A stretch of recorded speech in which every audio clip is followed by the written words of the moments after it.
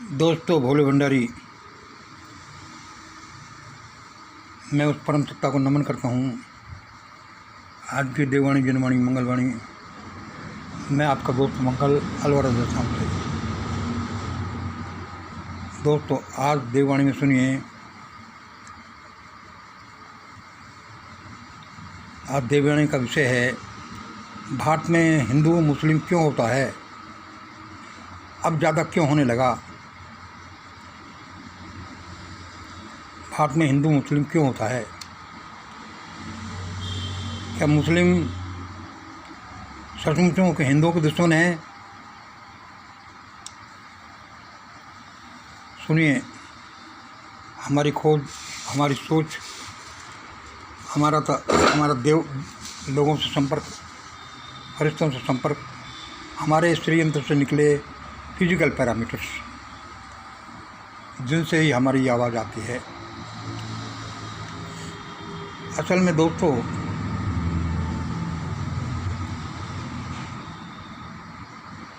भारत के हिंदू मुस्लिम झगड़े के पीछे एक जिन है। जिन है, हाँ, जो अपन सुनते हैं ना कथा कहानियों में, भाई जिन हुआ, भूत हुआ, वो हुआ। तो ऐसा एक जिन है, चाहे वे जिन फिजिकल रियलिटी में हो या नहीं हो।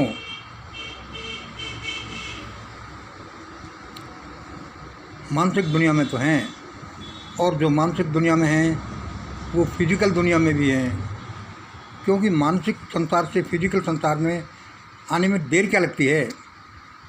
या असल में एक ही सिक्के के दो पहलू हैं। भाई, हिंदू मुस्लिम समस्या के पीछे एक जिन है। जिन भाई, फिर तो हमको बताओ। भाई, मुझे भी ये पता तो था, लेकिन आज भी क्लियरली उन देव लोगों ने बोला कि मंगल ऐसे बोलो। मैंने भाई बात तो सही है, हिंदू मुस्लिम झगड़े के पीछे एक जिन है। या तुम ये भी कह सकते हो, हिंदू मुस्लिम समस्या जो है वो एक जिन का नाम है। जिन का नाम है, हाँ, और उस जिन का नाम है बीबी वर्सेस एनबीबी। उस जिन का नाम है बीबी वर्सेस एनबीबी। भाई, ये बीबी वर्सेस एनबीबी ये क्या?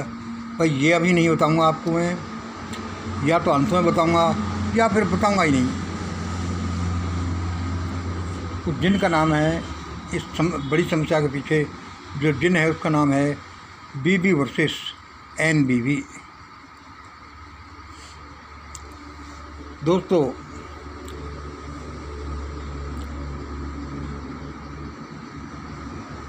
जो हम देखते हैं सारा झगड़ा हिंदू से मुस्लिम पिछले 2014 से लेकर अब तक तो हद ही हो गई। 1947 में भी हद हुई।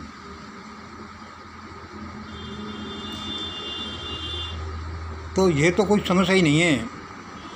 तो भाई, समस्या कौन है, क्या है इसमें? समस्या क्या है इसमें? जो भारत के लिबरल लोग हैं, जो थोड़े भले लोग हैं, या इसको अब ऐसे सुन लीजिए आप कि असल में तो भारत की मूल समस्या है मनुवाद। ये हिंदू मुस्लिम कोई झगड़ा नहीं है। इसके पीछे, इसके बैकिंग में, इसकी जड़ों में है एक मूल समस्या, उसका नाम है मनुवाद। और वह मनुवाद क्या है? प्रो मनुवाद और एंटी मनुवाद के बीच का झंझट। प्रो मनुवादी और एंटी मनुवादी, इन दोनों के बीच का झगड़ा। उस झगड़े को कहीं पर हिंदू मुस्लिम समस्या बना देते हैं, कह देते हैं, कहीं पर बेरोजगारी की समस्या कह देते हैं, कहीं पर वो वही आतंकवाद के रूप में परिलक्षित होती है, कहीं पर वो है और कुछ, कहीं पर और कुछ परिलक्षित होती है। लेकिन जड़ वही है, मनुवादी एंड एंटी मनुवादियों का झगड़ा। मनुवाद वर्सेस नॉन मनुवाद, वही झगड़े के रूप में। यार, तुम ये क्या बात कर रहे हो? हाँ भाई, मैं इस बात को सिद्ध करूँगा, और मैं भी क्या सिद्ध करूँगा कि मुझे भी अभी देव लोगों ने बताया है कि मंगल ऐसा ऐसा है।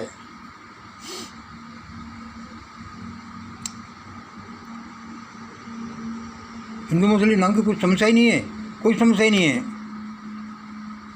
बेरोजगारी नाम की कोई समस्या ही नहीं है, कोई समस्या नहीं है। भारत में कोई आतंकवाद है ही नहीं, कोई आतंकवाद नहीं है। भारत में गरीबी है ही नहीं, कोई गरीबी नहीं है। भारत में ये भ्रष्टाचार है ही नहीं, ये कोई भ्रष्टाचार नहीं है। ये क्या है असल में, ये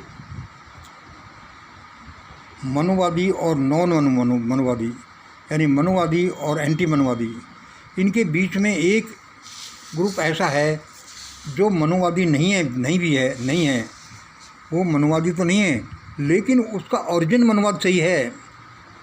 उनकी जड़ें मनुवाद नहीं हैं, उनकी जातियाँ मनुवादी जातियों की ही हैं। लेकिन जो भले लोग हैं, लिबरल लोग हैं, और जो समझते हैं कि हाँ भाई यार, ये जो व्यवस्था है, मनुवादी व्यवस्था है तो भयानक, यार ये तो नहीं होना चाहिए, तो उन लोगों के लिए यह समस्या, वो ऐसे बोलते हैं कि भ्रष्टाचार की समस्या है, बेरोजगारी की समस्या है, आतंकवाद की समस्या है, या ये समस्या है भाई। फिर भी वे लोग अच्छे हैं जो कम से कम समस्या को दूर तो करना चाहते हैं। ओरिजिनल मनुवादी या जो कोर मनुवादी हैं, वह तो समस्या को टच ही नहीं करना देना चाहते। क्योंकि जितनी समस्या रहेगी उतनी ही उनकी सुप्रीमेसी बनी रहेगी, उतने ही उनका स्वार्थ सदस्यता रहेगा।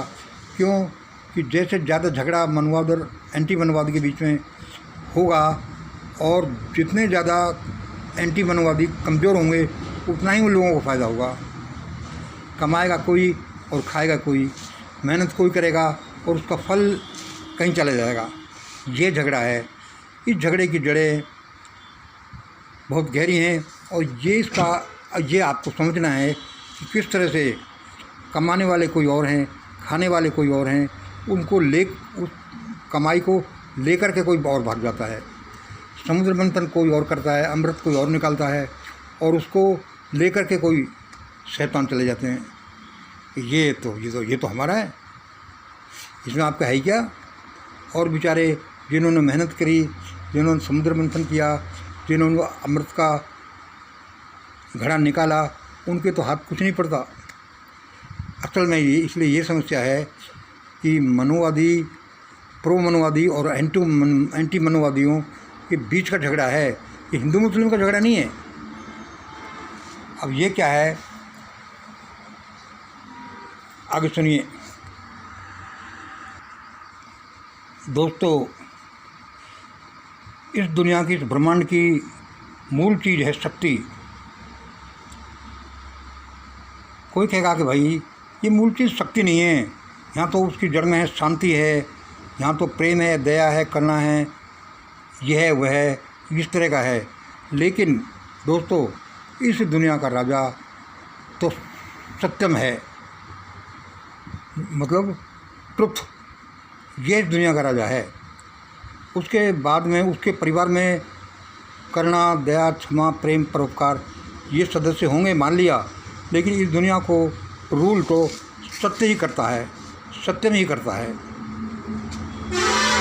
और सत्यम का एक विशेष गुण है, सत्यम से निकलता है माइट। इसलिए पहला कैरेक्टरिस्टिक क्या हुआ, ब्रह्मांड का पहला नियम क्या हुआ कि might is right, power will prevail, power will rule the brahmanda, rule anything. शक्ति ही दुनिया को संचालित करती है, उसी का राज चलता है और चलेगा। तो इस तरह से हम देखते हैं कि तो दोस्तों क्या है कि शक्ति दुनिया का आधार है,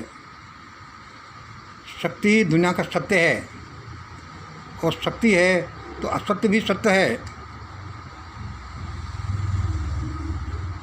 मतलब शक्ति बड़ी चीज़ है। तो इसमें क्या है कि मनुवादी और नॉन मनुवादी की लड़ाई में किसी जगह पर एंटी मनुवादी हार गए और मनुवादी जीत गए। इसलिए ये जो चक्र पिछले चला आ रहा है, ये ऐसे चला आ रहा है कि गरीब, छोटी जाति वाला या छोटे लोग हमेशा उनके साथ अन्याय होता है, त्रास होता है। और इसीलिए भारत में इतना अनाचार अत्याचार है, क्योंकि यहाँ मनुवाद और एंटी मनुवाद के बीच की लड़ाई है, जिसमें मनुवाद जो ताकत जिसने पहले ग्रहण कर ली वही जीतता रहा है और मनुवाद विरोधी हारते रहे हैं। अच्छा भाई, तो इसमें क्या है, कभी कभी हम इस लड़ाई, इस स्ट्रगल को क्या बोलते हैं कि भाई ये मनुवादी और नॉन मनुवादी हम बोलते नहीं, हम बोल देते हैं इस रूप में है कि भाई टॉप 10% एंड 90% की लड़ाई है। पहले 85% बोलते थे, क्योंकि मनुवादियों को रेफरेंस में वर्ण व्यवस्था के संबंध में 15% 3 जातियाँ होती थी, ब्राह्मण, राजपूत और बनिए, वे लगभग 15% थे। तो इसको ये भी कहते हैं कि मनुवाद नॉन मनुवाद को, इसको 1585 की लड़ाई भी बोलते थे और अभी भी बोलते हैं। 1585 की लड़ाई में क्या है कि 15 वाले ताकत होने की वजह से जीत गए, 85 वाले हार गए। तो यही भारत की समस्या की जड़ है और यही सबसे बुरा पक्ष है, जिसकी वजह से भारत में अन्याय अत्याचार होता है। 1585, अब इस 1585 का चक्कर सुनिए। 15% में क्या है कि ब्राह्मण, राजपूत और बनिए, ये 3 लोग थे। लेकिन समय के साथ साथ ये क्या है कि राजपूत जो दूसरे नंबर पर थे, वे क्या है थोड़े पिछड़ गए और अब जो है दूसरे नंबर पर बन गए बनिए और तीसरे नंबर पर राजपूत हो गए। तो इनमें क्या है कि ये जो रूल करने के लिए एक आदमी रूल नहीं करता, उसका ग्रुप रूल करता है, उसका झुंड रूल करता है कलेक्टिव वे में। चाहे उसमें एक का ही आदमी का डंडा चले, लेकिन उसमें उस आदमी का भी कलेक्टिव रूल होता है। मतलब कि उस आदमी का भी झुंड होता है कि भाई चाहे ये झुंड का ताकत की वजह से वह आदमी शासन करता है, इस तरह से। तो पहले क्या थे कि भारत में जो मनुवाद की लड़ाई में मनुवादी जीते, उसमें ब्राह्मण जीते। मनुवादियों में भी जो 3 जातियाँ थी, उसमें ब्राह्मण सबसे सर्वोपरि था और ब्राह्मण के बाद में पहले था राजपूत और राजपूत के बाद बनिया। लेकिन अब क्या है कि ब्राह्मण के बाद बनिया दूसरे नंबर पर हो गया और राजपूत तीसरे नंबर पर हो गया, क्योंकि अकेले तो कोई किसी पर शासन नहीं कर सकता, तो इसलिए सबके ग्रुप बनते हैं। तो पहले ग्रुप चलता था ब्राह्मण और राजपूतों का, जो सारी पूरे समाज पर शासन करता था, और अब है ब्राह्मण और बनियों का। तो असल में ये जो मूल समस्या है, जो मूल लड़ाई है मनुवादियों और प्रो मनुवादी एंड एंटी मनुवादियों के बीच की, असल में तो ये टॉप 10-15% और रेस्ट ऑफ 90-85% इनकी लड़ाई है। इसको हम और जनरलाइज करते हैं तो आप इसको पाएंगे, ये जो लड़ाई है ये है इस समय जो चल रही है, ये टॉप 10% बनिया ब्राह्मण दोनों को लेंगे, टॉप 10% एंड 90% की लड़ाई हो गई। अब इसमें असल में तो इसका सही नाम है, लिटरल नाम है बनिया ब्राह्मण वर्सेस रेस्ट ऑफ इंडियंस लड़ाई। बनिया ब्राह्मण वर्सेस रेस्ट ऑफ इंडियंस लड़ाई। इसको चाहे आप टॉप 10% कह दो, टॉप 10% वर्सेस 90% कह दो, चाहे इसको आप 1585 कह दो, चाहे इसको आप दूसरे नाम कह दिए। लेकिन ये असली लड़ाई क्या है कि 10% वर्सेस 90%, यानी कि बनिया ब्राह्मण वर्सेस नॉन बनिया ब्राह्मण लड़ाई। उसका नाम यही आता है, यही निकलना चाहिए। आप सोच कर देखिए, चाहे उसको आप कुछ भी कह लो, उसका रिजल्ट यहाँ पर आएगा। जब इसका निष्कर्ष यहाँ पर आता है कि ये लड़ाई तो भाई भारत की लड़ाई, तो असली लड़ाई तो बनिया ब्राह्मण, अब ये मनुवादी नॉन मनुवादी को भी छोड़ो, वो भी नहीं है। असल में ये लड़ाई तो आप सोचिए है बनिया ब्राह्मण वर्सेस नॉन बनिया ब्राह्मण के बीच की लड़ाई। अब भाई अब इसमें कौन जीतेगा, अब क्या किया जाए, अब क्या किया जाए। तो इसमें फिर वही ग्रुप है भाई, इसमें ऐसा करो, चोर चोर मौसेरे भाई। तो इसमें क्या है कि बढ़िया ब्राह्मण एक साथ रहो और बाकी के लोगों को ऐसे ट्रीट करो जैसे कि तुम पहले, तभी जाकर तुम प्राणी व्यवस्था को कायम रख सकते हो और मनोवादियों का असली मकसद इसमें पूरा हो सकता है। और सारे पड़ो पीछे अधभूखे, अनपढ़, कमज़ोर, हड्डियों का ढांचा जैसे भी है भाई, मौत तुम करो। इसलिए आपने देखा होगा कि सारी शक्ति, सारा धन, सारी चीज़, सारी पॉलिटिक्स में बनिया ब्राह्मणों का अधिकार है और बाकी तो बेचारा अपना गुजर बसर करते हैं। जिसमें किसी के पास ज़मीन आ गई, जैसे कि अजगर ग्रुप है, अजगर ग्रुप का है क्या है कि जाट, गुजर, अहीर, राजपूत अजगर ग्रुप है। इनके पास ज़मीन थोड़ी सी आ गई तो ये अपना गुजारा बसरा कर लेते हैं और ये भी अपने को समझ लेते हैं कि देखो हम कोई छोटी जाति के हैं, हम कोई कमज़ोर हैं, हम तो राजपूत हैं। और इनको भी इनका मन रखने के लिए कि मेन जो मनोवादी ग्रुप है, मेन जो है बीबी ग्रुप है, वो इनका भी मन रख देते हैं कि अरे तुम तो महान राजपूत रहे हो, तुम तो, तुम्हारा शासन रहा है, तुम ये थे, तुम वह थे, तुम उस वंश से कनेक्टेड हो, तुम उस वंश से कनेक्टेड हो। तो ऐसा है। और असल में तो इस भारत को डुबोने में मनोवादी ग्रुप का तो हाथ है ही, मनोवाद का तो हाथ है ही। इस भारत को डुबोने में भी ये जो अजगर ग्रुप है, जाट, गुजर, अहीर, राजपूत, इसका भी कोई कम रोल नहीं रहा है। और असल में मेरी थीसिस, मेरी थिंकिंग, मेरी रिसर्च आप देखो तो अभी वर्तमान समय में तो भारत का जो जाट ग्रुप है, जाट ग्रुप भारत को विशेष रूप से डुबोने वाला ग्रुप रहा है। भाई जाट लोग विशेष रूप से भारत को डुबोने वाले क्यों रहे हैं? वो इसलिए रहे हैं कि उनका रोल कुछ इस तरह से आता है भारत के संरचना में कि सबसे ऊपर बढ़िया ब्राह्मण, फिर राजपूत, उसके बाद अजगर ग्रुप जो है जिनके पास ज़मीन है, जाट, गुजर, राजपूत, अहीर।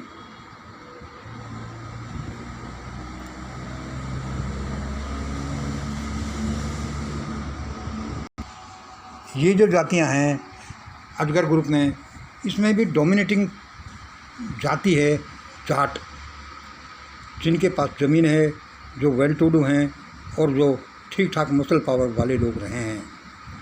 तो असल में तो मेरा विचार ये है कि भारत में क्रांति जाट ही कर सकते हैं। जाटों के बिना क्रांति होना मुश्किल है। लेकिन जाटों में मसल पावर चाहे हो, धन की पावर चाहे थोड़ी हो गई है क्योंकि ज़मीन उनके पास आ गई है, लेकिन इनमें मानसिक शक्ति नहीं है। ये मानसिक रूप से खोखले हैं। देखो, मैं सब मेरे लोगों से प्यार करता हूँ, सब भारतवासियों से प्यार करता हूँ। कभी कभी कुछ कड़वा बोल देता हूँ तो मैं सबकी भलाई के लिए बोल देता हूँ और वह बड़ी अकाट्य सत्य होगी और उस सत्य से सबका भला भला होने वाला होगा।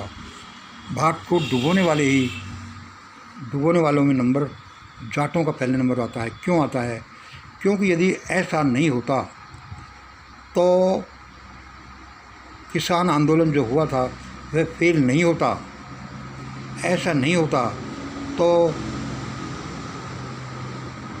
जंतर मंतर पर जो पहलवान लड़कियों का धरना था वह धरना नहीं होता और उस धरने का इतना भयानक असर नहीं होता। यदि जाटों में बुद्धि होती, थोड़ी सी समझ होती तो ऐसा कदापि नहीं होता। क्योंकि जाट एक बहुत ताकतवर कौम है और जहाँ भगत सिंह जैसे लोग पैदा हुए हैं और ये बहुत कुछ कर सकते थे, लेकिन मानसिक रूप से ये लोग खोखले निकले। अब ये भाई जाट ग्रुप कैसे फेल हो गया, इसकी भी लंबी चौड़ी कथा है और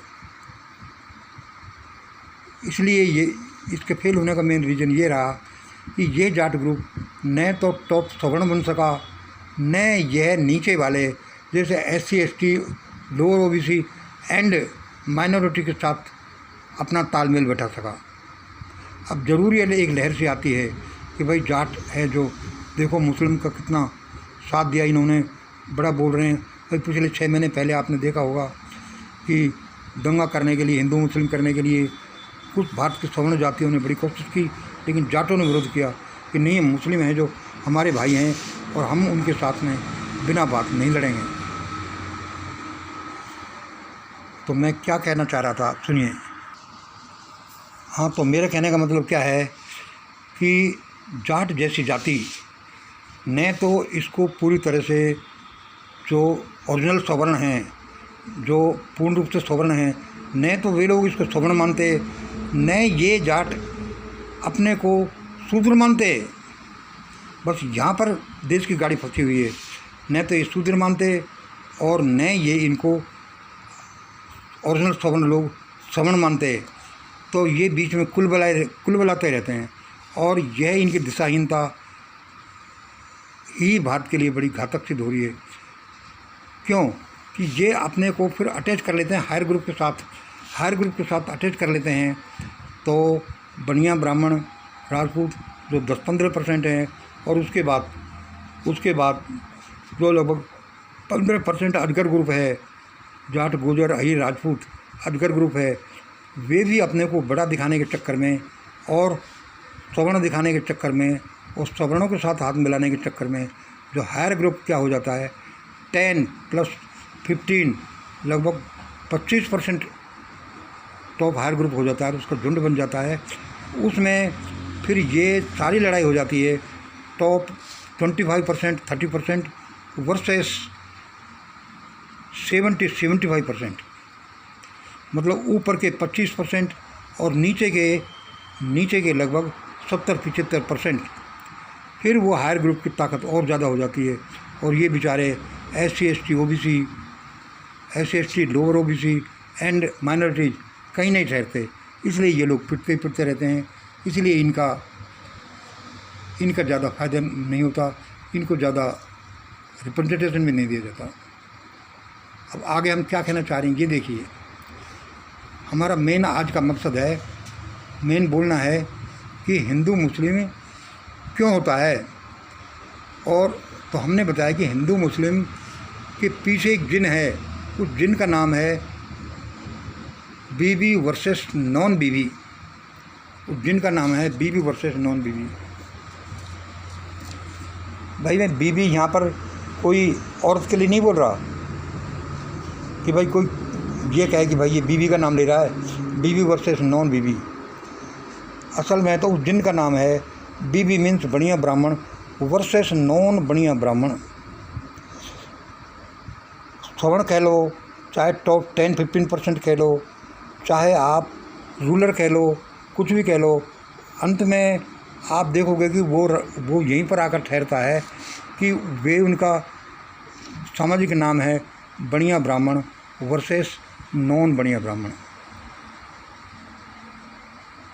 अच्छा, तो अब इसमें यह ऐसा जिन इतना भयानक कैसे हो गया? क्योंकि ये ग्रुप जो भारत में शासन करता है, बीबी ग्रुप शासन करता है, तो इनकी सबसे बड़ी समस्या है, सबसे बड़ा डर है, और ये असली डर है कि कहीं भारत में यह जो मनुवाद और नॉन मनुवाद का जो चक्कर है, यह लोगों के समझ में नहीं आ जाए, और वह समझ इस तरह से नहीं आ जाए कि असल में मनुवाद और नॉन मनुवाद, इसका नया नाम है बीबी वर्सेस नॉन बीबी। यदि ऐसा हो गया तो खैर नहीं। क्यों? उस हालत में क्या होगा, बीबी वर्सेस नॉन बीबी का मतलब होगा सम 10% वर्सेस 90%, कि मतलब ये दोनों जातियाँ और दूसरे पाले में सारी जातियाँ। भाई ये तो बड़ी तकलीफ हो जाएगी। तो सारा अब क्या किया जाए? अब ये किया जाए तो जो होशियार चालाक जातियाँ हैं, जो देश को रूल करती हैं, जो ओरिजिनल मनुवादी हैं, जो कोर मनुवादी हैं, तो वे क्या है, उनका यही प्रयास रहता है कि यह खेल किसी के समझ में नहीं आना चाहिए। इसलिए उस जिन के लिए इन्होंने क्या किया है, भाई वो जिन की क्या प्रॉपर्टीज़ हैं, वह जो जिन है, वह जो भूत है, बीवी वर्सेस नॉन बीवी, उसके लिए भाई वो क्या है कि बहुत ताकतवर चीज़ है ये। और वह क्या है कि उसका जैसे भूतों का जिन काम समझते हैं कि भाई इनको तो हमेशा काम चाहिए और काम को ये फटाफट कर देते हैं। तो ये जो जिन है, इस जिन का भी एक कैरेक्टरिस्टिक है कि इसको हमेशा काम करने को चाहिए, और यदि काम इस जिन को करने को नहीं मिलेगा तो ये खुराफात करेगा, ये उल्टा पुल्टा करेगा, सारी चीज़ों को उल्टा पुल्टा कर देगा। इसलिए ये जो जिन है बीवी वर्सेस नॉन बीवी, इसको चाहिए हमेशा काम करने के लिए। तो इस ग्रुप के लोगों ने सोचा है कि भाई अब इसका क्या करें। तो अब ये जो जिन है इसको एक काम बताया गया है किसी बुद्धिमान। अच्छा, हम ये पहले कहानी में पढ़ते थे कि भाई ऐसा जिन आया और उसने कहा कि भाई मेरे पास ऐसा गुण है कि तुम बता दोगे मैं वही सारे काम कर दूंगा।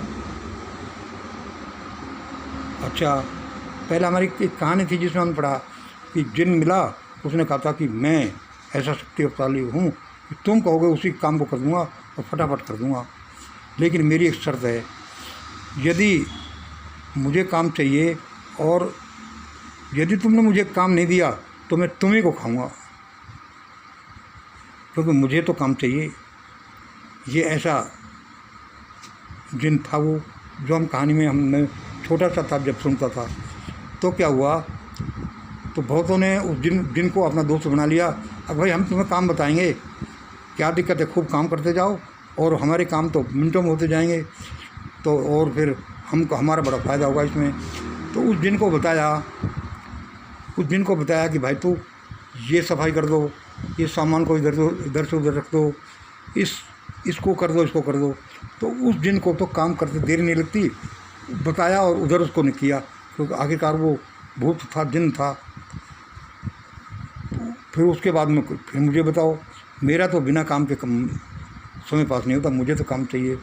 तो वो जिसको जो उसको दोस्त बनाता, उन्हीं की पहले वो मौत करते, लेकिन उसके बाद आफत आ जाती।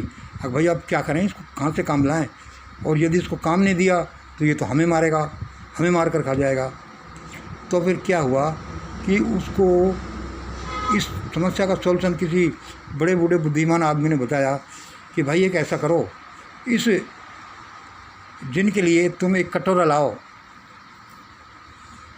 एक पानी का बर्तन लाओ, अच्छा, और फिर लेकिन उसमें जो नीचे का पैंदा है उसको मत रखना, आर पार होना चाहिए वो।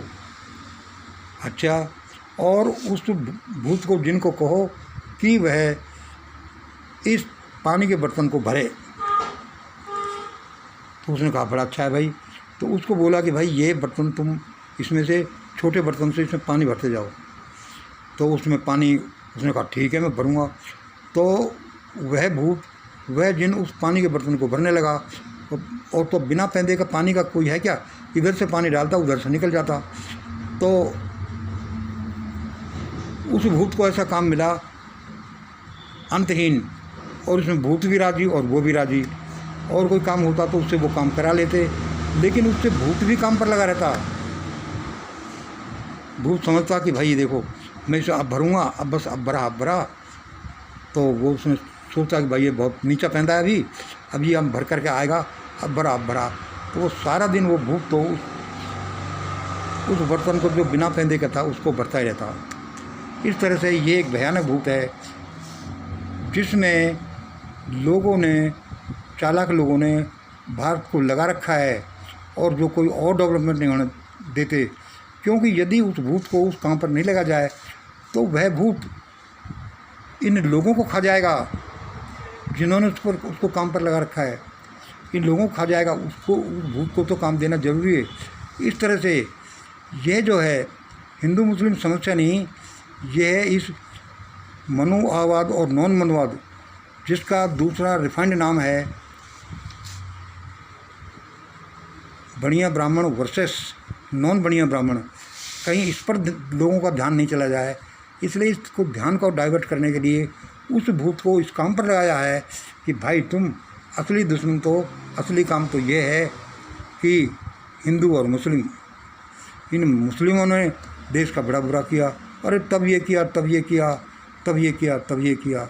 भाई इनको साथ ये करो, तो वह बेचारा भूत है जो इसी चक्कर में लगा हुआ है कि भाई ये किया जाए। और जिस दिन ये जो खेल समझ में आ गया लोगों के, उस दिन ये जो सिरमौर हैं, ये जो शासक हैं, ये जो टॉप 10% हैं, ये जो फुकट का खाने वाले हैं, जो सारे अच्छी मलाई के मालिक खुद हो जाते हैं और काम दूसरे काम हैं, इनकी आफत खड़ी हो जाएगी। और यही इनकी समस्या है कि कहीं ऐसा नहीं हो कि ये पता चल जाए कि असली चक्कर क्या है। तो दोस्तों, कहने का मतलब है कि भारत में कोई समस्या ये नहीं है, हिंदू मुस्लिम की कोई समस्या नहीं है, भारत में कोई बेरोजगारी की समस्या नहीं है, भारत में कोई भ्रष्टाचार की समस्या नहीं है। ये तो एक मिनट के काम हैं। भारत में समस्या ये है कि हायर ग्रुप, बीबी ग्रुप, उसके हाथ से सत्ता, उसके हाथ से कंट्रोल नहीं निकलने जाए, इसलिए ये एक भूत खड़ा करके उसको काम पर लगा रखा है कि तुम ऐसा ऐसा करते जाओ। यदि ये भूत को ये काम करने को नहीं मिला तो इसका ध्यान असली समस्या की तरफ जाएगा कि चक्कर क्या है।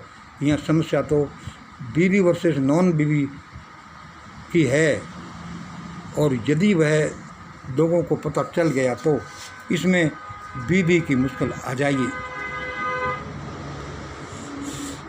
दोस्तों, हमारा किसी से द्रोह नहीं है, हम सिर्फ एक विश्लेषक हैं, एक थिंकर हैं, और हम सबके भले भले के लिए हम कामना करते हैं। और जो भी समस्याएं हैं मिल बैठ कर निकलनी चाहिए।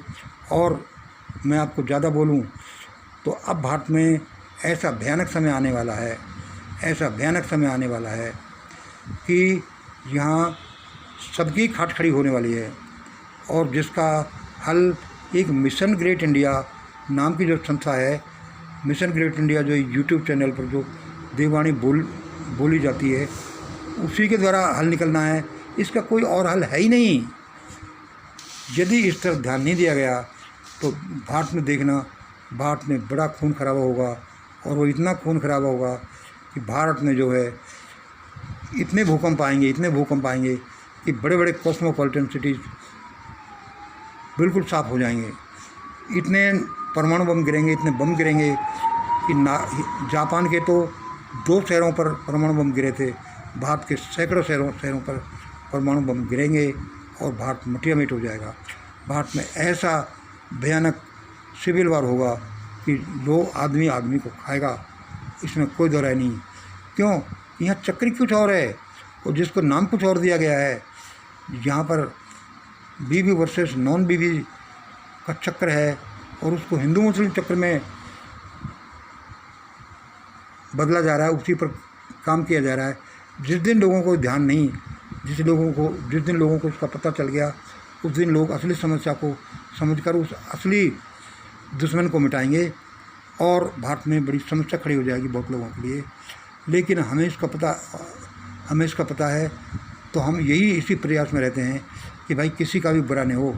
जो हो गया वो या तो ईश्वर ने किया है, या परिस्थितियाँ ऐसी थी। अब लोगों को बड़ा समझ बूझ करके, बड़ा प्रेम के साथ, ये दुनिया सबकी है, यहाँ भगवान का अरेंजमेंट सबके लिए उसने किया है। तो ऐसा सोच कर ये मिशन ग्रेट इंडिया बनाई गई है, और इसके सिद्धांत इस तरह से बड़े अकाट्य हैं, और भगवान का बड़ा रिसर्च करके, उसको मालूम करके, उसके साथ परिचय करके, उसके सिद्धांतों को प्रतिपालन करके, तब जाकर इसका ये निकला है। और देखना, भारत का विकास तो आगे की बात है, भारत बचेगा ही मिशन ग्रेट इंडिया के सिद्धांतों के द्वारा, और उसके बाद में इसी के द्वारा ये जो है विकास करेगा और बड़ा लीडर बनेगा। ऐसा हमारा विचार है। बहुत बहुत धन्यवाद। आज इतना ही। जय हिंद, जय भारत।